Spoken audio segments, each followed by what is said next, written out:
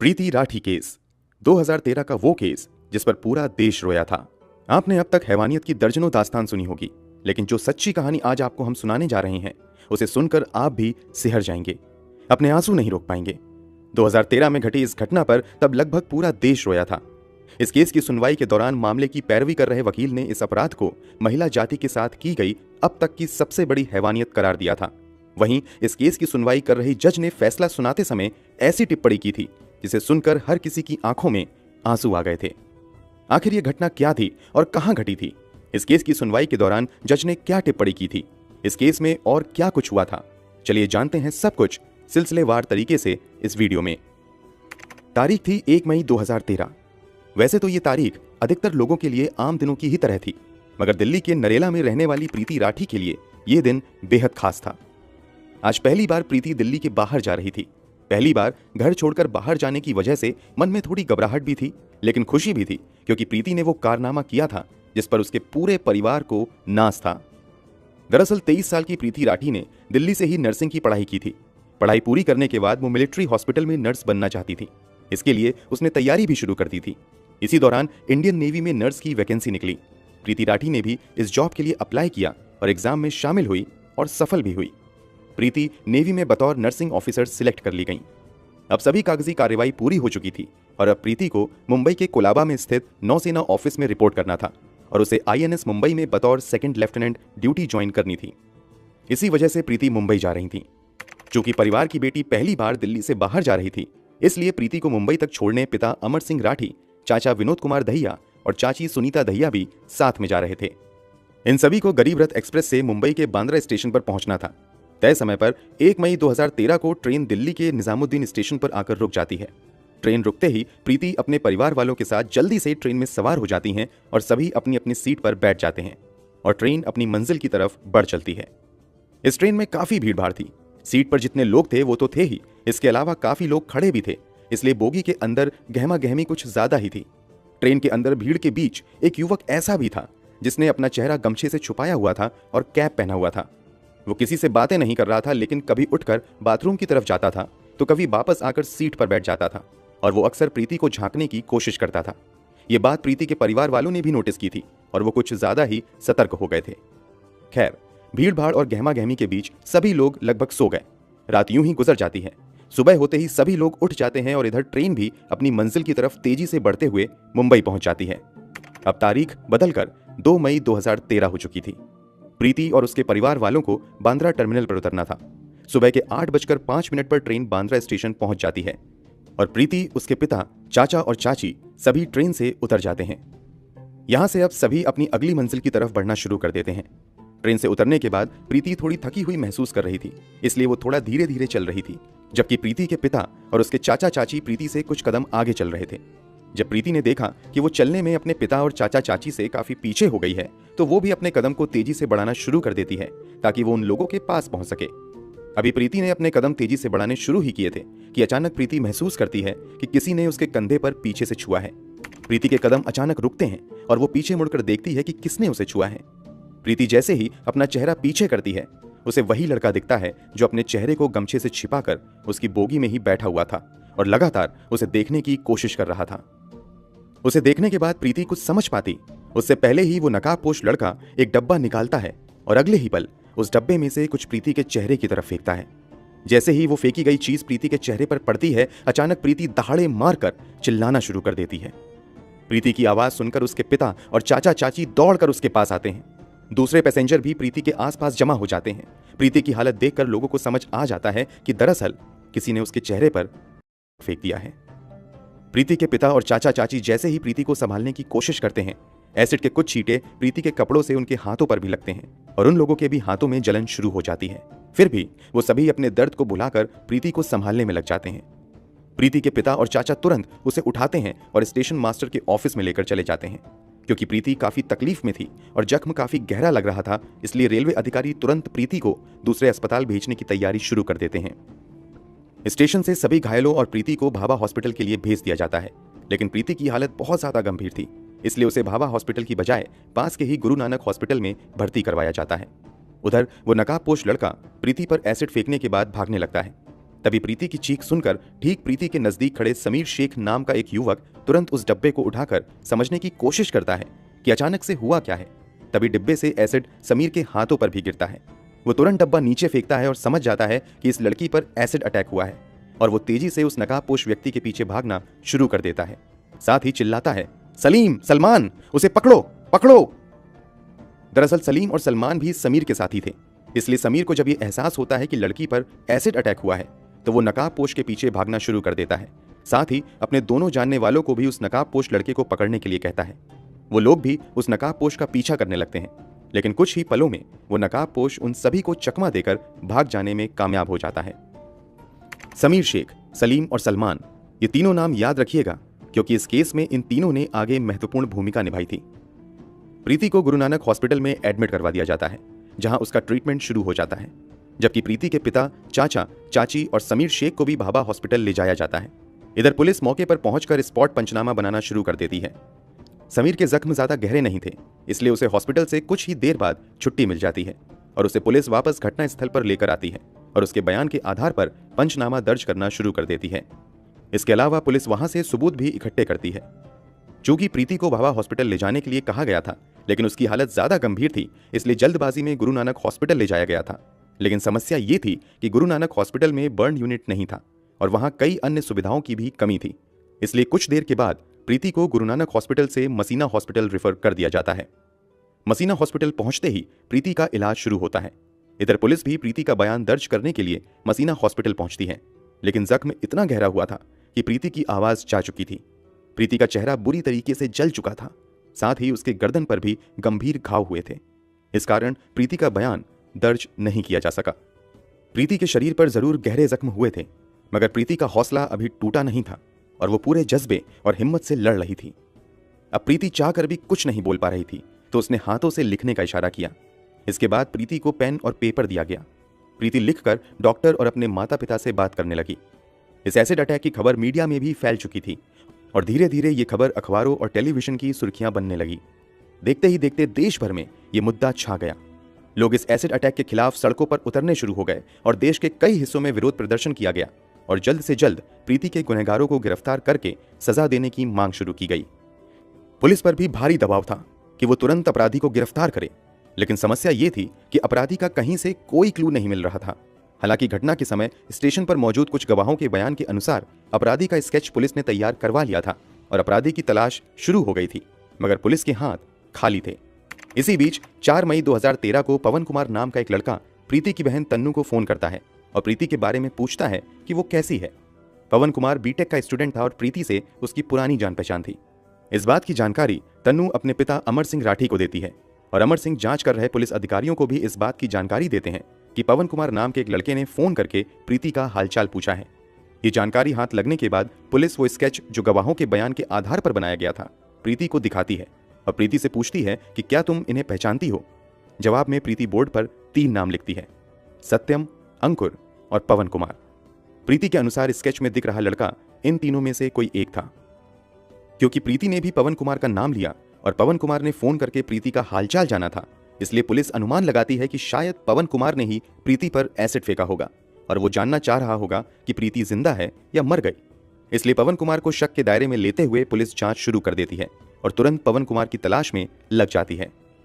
कुछ दिनों की खोजबीन के बाद 9 मई 2013 को पुलिस पवन कुमार को गिरफ्तार कर लेती है। इस गिरफ्तारी की खबर के बाद लोगों का गुस्सा और भड़क जाता है और वो जल्द से जल्द अपराधी को कड़ी से कड़ी सजा दिलवाने की मांग करना शुरू कर देते हैं। लोग प्रीति के जल्द से जल्द स्वस्थ होने की भी दुआएं कर रहे थे, मगर प्रीति की हालत दिन प्रतिदिन बिगड़ती ही जा रही थी। मसीना हॉस्पिटल में आए हुए उसे कई दिन हो चुके थे और यहाँ प्रीति की कई सर्जरी भी की गई थी, मगर हालात सुधरने की बजाय बिगड़ते ही जा रहे थे। प्रीति के इंटरनल ऑर्गन्स धीरे धीरे काम करना बंद कर रहे थे। मसीना हॉस्पिटल के डॉक्टर को लगने लगा कि प्रीति की हालत ज्यादा गंभीर हो रही है, तो उन्होंने तुरंत प्रीति को रेफर करते हुए बॉम्बे हॉस्पिटल भेज दिया ताकि बेहतर इलाज मिल सके। क्योंकि इस केस से लोगों का सीधा जुड़ाव हो चुका था और लोग हर पल प्रीति के हालात के बारे में जानना चाहते थे, इसलिए सरकार की ओर से भी प्रीति को बेहतर से बेहतर इलाज देने की व्यवस्था की जाती है। जैसे ही प्रीति को बॉम्बे हॉस्पिटल लाया जाता है, देश के टॉप स्पेशलिस्ट डॉक्टरों की टीम बनाई जाती है और उन्हें ही प्रीति की इलाज का जिम्मा दिया जाता है। लाख कोशिशों के बावजूद यहाँ भी हालात सुधरने की बजाय बिगड़ते ही जाते हैं और प्रीति वेंटिलेटर सपोर्ट पर चली जाती हैं।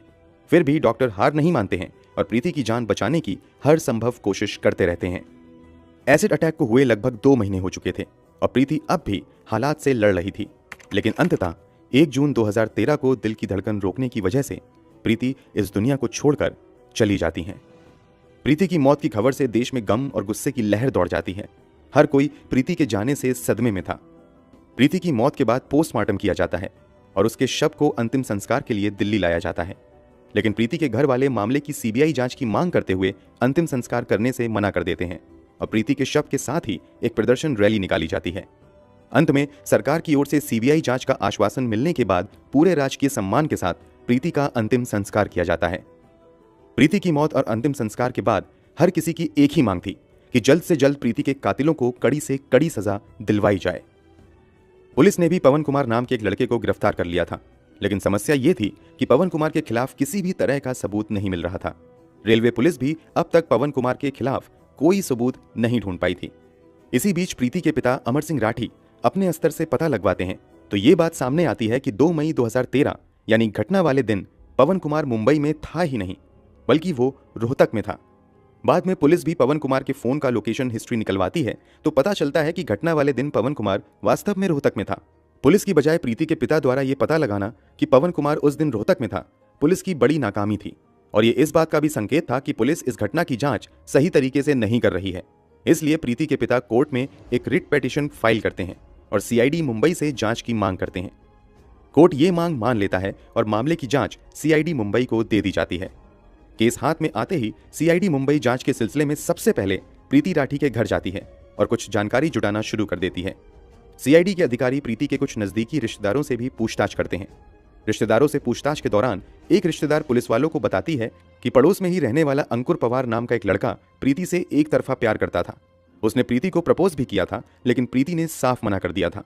इसके अलावा अंकुर पवार प्रीति से ही शादी करने की जिद कर रहा था, लेकिन प्रीति ने इस प्रस्ताव को भी ठुकरा दिया था। प्रीति के एक रिश्तेदार के मुताबिक इसी के बाद अंकुर ने प्रीति को अंजाम भुगतने की धमकी दी थी। पुलिस के लिए ये एक बड़ा क्लू था। पुलिस तुरंत अंकुर का पता लगाती है और उसे पूछताछ के लिए बुलाया जाता है। पुलिस अंकुर से पूछती है कि 1 मई 2013 को तुम कहां थे। इस पर अंकुर ठीक ढंग से जवाब नहीं दे पाता है और तुरंत अपने बयान बदलने लगता है। इसके अलावा पुलिस को यह भी नजर आता है कि अंकुर के दोनों हाथों पर जख्म के निशान हैं। ये जख्म वैसे ही थे जैसा कि एसिड से जलने पर होता है। अंकुर द्वारा बार बार बयान बदले जाने और अंकुर के हाथों पर जख्म के निशान देखकर पुलिस का शक और गहरा हो जाता है और वो अंकुर को पूछताछ के लिए 17 जनवरी 2014 को मुंबई लेकर आ जाती है। मुंबई लाकर उससे कुछ और पूछताछ की जाती है और कुछ ही समय की पूछताछ में ये साफ हो जाता है कि एसिड फेंकने वाला व्यक्ति कोई और नहीं बल्कि यही अंकुर पवार था। पुलिस तुरंत अंकुर को गिरफ्तार कर लेती है और उसके मेडिकल एग्जामिनेशन के लिए जेजे हॉस्पिटल भेज देती है। हॉस्पिटल से आने के बाद पुलिस अंकुर से पूछताछ शुरू करती है। पूछताछ में अंकुर बताता भी है कि दरअसल वो प्रीति को पसंद करता था और उससे ही शादी करना चाहता था, लेकिन प्रीति ने मना कर दिया था। इसी से वो काफी चिढ़ा हुआ था। इधर प्रीति ने इंडियन नेवी में भी नौकरी हासिल कर ली थी, जबकि अंकुर बेरोजगार बैठा हुआ था। इस कारण अंकुर के घरवाले उसे ताना देने लगे थे। इससे भी अंकुर को प्रीति से काफी जलन होने लगी थी। इसी के बाद अंकुर ने तय कर लिया था कि वो प्रीति को सबक सिखाएगा। प्रीति ने नेवी में नौकरी हासिल की है, इस बात की जानकारी आसपास के लोगों को भी लग चुकी थी और लोग ये भी जान चुके थे कि 1 मई को प्रीति मुंबई जाएगी। अंकुर को भी इस बात की जानकारी हो चुकी थी, इसीलिए वो ट्रेन में सवार हुआ था। अंकुर ट्रेन के अंदर ही प्रीति पर एसिड फेंकना चाहता था, लेकिन ट्रेन के अंदर भीड़ काफी ज्यादा थी और ऊपर से अंकुर लगातार ट्रेन में प्रीति को घूर रहा था। इस कारण उसके माता पिता कुछ ज्यादा ही सतर्क हो गए थे, इसलिए ट्रेन के अंदर अंकुर को प्रीति के ऊपर एसिड फेंकने का मौका ही नहीं मिल पाया। वैसे सुबह के 4 बजे अंकुर ट्रेन की टॉयलेट के पास भी जाकर खड़ा हुआ था कि अब अगर प्रीति यहां आए तो वो यहीं पर एसिड फेंक देगा, लेकिन प्रीति वहां नहीं आई, इसलिए अंकुर का प्लान यहां पर भी फेल हो गया। आखिरी में जब प्रीति ट्रेन से उतरती है तब अंकुर उस पर एसिड फेंकता है। अंकुर ने जरूर अपना गुनाह कबूल कर लिया था, लेकिन पुलिस के सामने सबूत जुटाने की बड़ी चुनौती थी, इसलिए पुलिस अंकुर पवार के खिलाफ सबूत जुटाने में लग जाती है। सबसे पहले यह पता लगाने की कोशिश की जाती है कि आखिर अंकुर को एसिड दिया किसने था। जांच पड़ताल के दौरान खुलासा होता है कि अंकुर ने मुकेश भार्गव नाम के एक दुकानदार से यह कहते हुए एसिड खरीदा था कि उसने अंकुर बैटरीज नाम से अपनी एक दुकान खोली है, इसलिए उसे एसिड चाहिए। अंकुर ने दुकानदार को कहा था कि वो बहुत ज्यादा एसिड खरीदेगा, लेकिन ज्यादा एसिड खरीदने से पहले वो सैंपल देखना चाहता है, इसलिए दुकानदार ने उसे बतौर सैंपल एक हॉर्लिक्स के डब्बे में लगभग 2 लीटर एसिड दे दिया था। सबूत और मजबूत होने के लिए अंकुर की फोन डिटेल निकलवाई जाती है तो पता चलता है कि 1 मई को अंकुर निजामुद्दीन स्टेशन पर था और फिर उसकी लोकेशन 2 मई की सुबह यानी घटना वाले दिन मुंबई के बांद्रा टर्मिनल पर थी। अब अंकुर की आइडेंटिटी कंफर्म करने के लिए पुलिस आई विटनेस के सामने आइडेंटिफिकेशन परेड करवाती है। आइडेंटिफिकेशन परेड के दौरान एक साथ कई लोगों को खड़ा किया जाता है, उसमें अंकुर भी शामिल होता है। उसके बाद उन लोगों को भी बुलाया जाता है जिन्होंने पहले गवाही दी थी कि हमने एसिड फेंकने वाले को देखा है। उन गवाहों में से समीर शेख, सलीम शेख और सलमान शेख अंकुर को देखते ही तुरंत पहचान लेते हैं और पुलिस वालों को बताते हैं कि ये वही लड़का है जो एसिड फेंकने के बाद भाग रहा था। दरअसल जब अंकुर एसिड फेंककर जैसे ही पीछे मुड़ा था तो उसके चेहरे से वो गमछा हट गया था। चूंकि समीर शेख ने ही सबसे पहले एसिड फेंकने वाले व्यक्ति को पकड़ने की कोशिश की थी और भागने के दौरान एक बार अंकुर पीछे मुड़ा था, इसलिए समीर शेख ने उसका चेहरा भी देख लिया था। इसके अलावा सलीम और सलमान भी अंकुर का चेहरा देख चुके थे, इसलिए परेड के दौरान इन दोनों ने भी उसे पहचान लिया। परेड के दौरान समीर इस बात की भी पुष्टि करता है कि पुलिस ने जो डब्बा घटनास्थल से बरामद किया था वही डब्बा उसने अंकुर के हाथ में भी देखा था। इन तीनों के अलावा पवन मालवीय नाम का भी एक व्यक्ति अंकुर की पहचान करता है। इसके अलावा एक और व्यक्ति परेड के दौरान अंकुर की पहचान करता है और इस बात की गवाही देता है कि अंकुर उस रात ट्रेन में मौजूद था, क्योंकि लगभग 4 बजे उन्होंने अंकुर को टॉयलेट के पास खड़े देखा था। सभी पुख्ता सबूत जमा करने के बाद इस केस में अंकुर पवार को मुख्य आरोपी बनाते हुए चार्जशीट फाइल की जाती है और मामले की सुनवाई special city civil and session court greater Mumbai में शुरू होती है। ये जानकर आपका खून खौल जाएगा कि जब अंकुर को सुनवाई के लिए कोर्ट में लाया जाता है तो वो अक्सर मुस्कुराते हुए आता है। कई बार वो मुस्कुराते हुए विक्ट्री साइन दिखाता था। कोर्ट में सुनवाई के दौरान पुलिस की ओर से कुल 37 गवाह पेश किए जाते हैं। कोर्ट में भी आकर समीर, सलीम और सलमान शेख अंकुर की पहचान करते हुए गवाही देते हैं।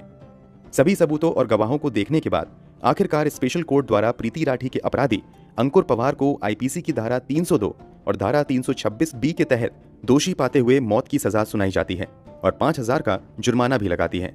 यह भारत के इतिहास में पहली बार था जब किसी एसिड अटैकर को फांसी की सजा सुनाई गई थी। इस मामले में पैरवी कर रहे स्पेशल पब्लिक प्रोसिक्यूटर एएम चिमलकर ने अंकुर की इस दरिंदगी को किसी भी महिला के खिलाफ की गई अब तक की सबसे बड़ी हैवानियत करार दिया था। वहीं इसी मामले की सुनवाई कर रहे जज ने फैसला सुनाते हुए टिप्पणी की थी कि इस एसिड अटैक की वजह से प्रीति का चेहरा इतनी बुरी तरीके से जल चुका था और इतना भयावह हो चुका था कि अगर प्रीति ने अपना चेहरा देख लिया होता तो शायद वो उसी दिन मर जाती। ये टिप्पणी अंकुर की दरिंदगी को बताने के लिए काफी है। अंकुर पवार कितना बड़ा शैतान और पत्थर दिल इंसान था, इसका अंदाजा आप इस बात से भी लगा सकते हैं कि जब जज ने उसे फांसी की सजा सुनाई तो उसके चेहरे पर जरा भी डर का भाव नहीं था। उसने प्रीति के साथ जो कुछ भी किया उसे इसका भी अफसोस नहीं था। वो कोर्ट में बड़ी बेशर्मी से मुस्कुरा रहा था। उसकी ये क्रूर हंसी प्रीति के परिवार वालों के जख्म पर नमक जैसी थी। मुंबई सेशन कोर्ट से भले ही अंकुर को फांसी की सजा मिल गई, मगर अंकुर ने बॉम्बे हाई कोर्ट में इस फैसले के खिलाफ अपील कर दी। हाई कोर्ट में इस मामले की सुनवाई जस्टिस वीपी धर्माधिकारी और जस्टिस पीडी नायक कर रहे थे। इस मामले की लंबी सुनवाई के बाद जून 2019 में बॉम्बे हाई कोर्ट ने सेशन कोर्ट के फांसी के फैसले को उम्र कैद में बदल दिया। वैसे जिस दर्द से प्रीति गुजरी थी और जिस दर्द से प्रीति के माता पिता को गुजरना पड़ा, उस दर्द के सामने शायद उम्र कैद की सजा तो क्या, फांसी की सजा भी कम ही होती। दोस्तों, इस वीडियो के बारे में आपकी क्या राय है, कमेंट बॉक्स में जरूर बताएं। वीडियो को लाइक और शेयर जरूर करें। अगर आपने अब तक इस चैनल को सब्सक्राइब नहीं किया है तो जाने से पहले चैनल को सब्सक्राइब जरूर कर लें ताकि हम लगातार इस तरह की वीडियोस आपके लिए लाते रहें। धन्यवाद।